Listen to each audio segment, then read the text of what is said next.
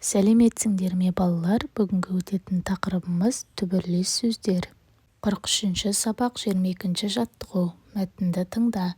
Мен Әбілхан Қастеев. 1904 жылы Алматы облысының Жаркент өңіріндегі Шежін ауылында дүниеге келдім.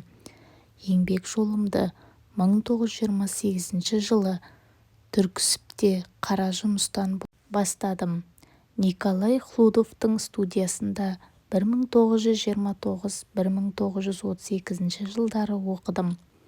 1944 жылы Қазақстанның халық суретшісі атағын алдым. 1945-1956 жылдары Қазақстан суретшілер одағын басқардым.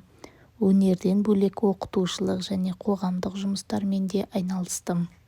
Мәтін мазмұны бойынша бір-біріңе сұрақ қой.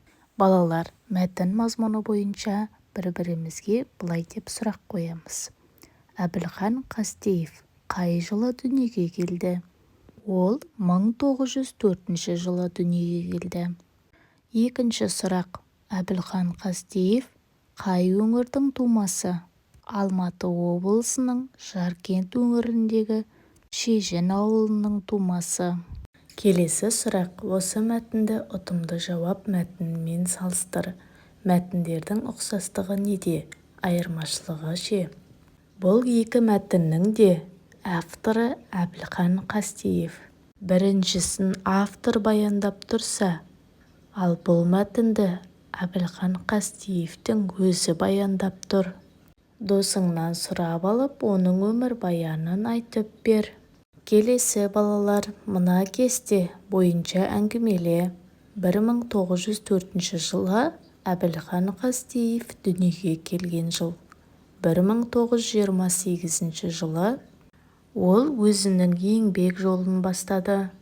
1929-32 жылдар арасында Николай Хлудовтың студиясында білім алды. 1944 жылы Қазақстанның халық суретшісі атағына ие болды. Ал 1945-56 жылдары Қазақстан суретшілер одағын басқарды. Келесі сурет, суретші, мал, малшы сөздерін өзара салыстыр. Олардың түбіріне назар аудар дейді. Сурет. Түбірі ші жұрнақ. Мал түбірі шы жұрнақ. Келесі балалар, мына ережені есте сақтайық. Бір түбірден тараған сөздерді түбірлес сөздер деп атайды. Біл, білім, білімді, білгіш, өнер, өнерлі, өнерпаз. Келесі 23-ші жаттығу.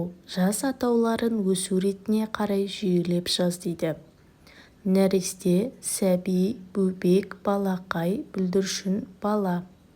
Осыларды ретімен жазамыз. Бірінші, нәресте, сәби, бөбек, бүлдіршін, балақай, бала. Осылайша өсу ретіне қарай жүйелеп жазамыз балалар. Түбірлес сөздерді тап дейді. Бұндағы түбірлес сөздер бала және балақай сөздері. Келесі сабақ түсінікті болса, 24-ші жаттығуды орындаймыз. Жаңылтпашты жатқа жаз. Шежіреші кісі шежіре айтты.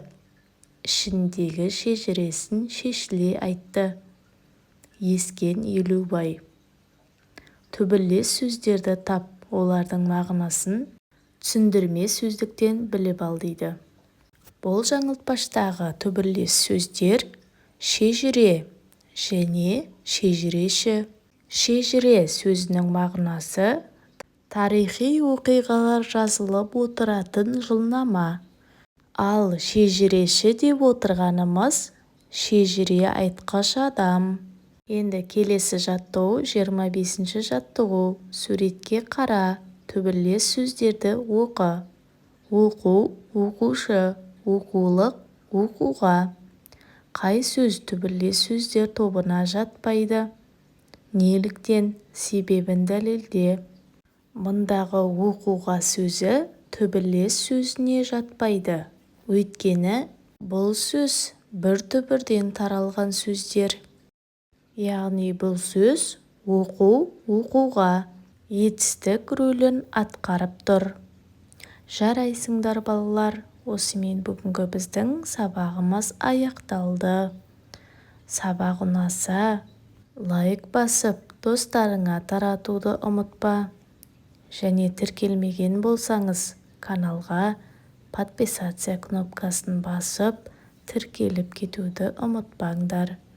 Келесі жаңа сабақта көріскенше сау болыңдар балалар.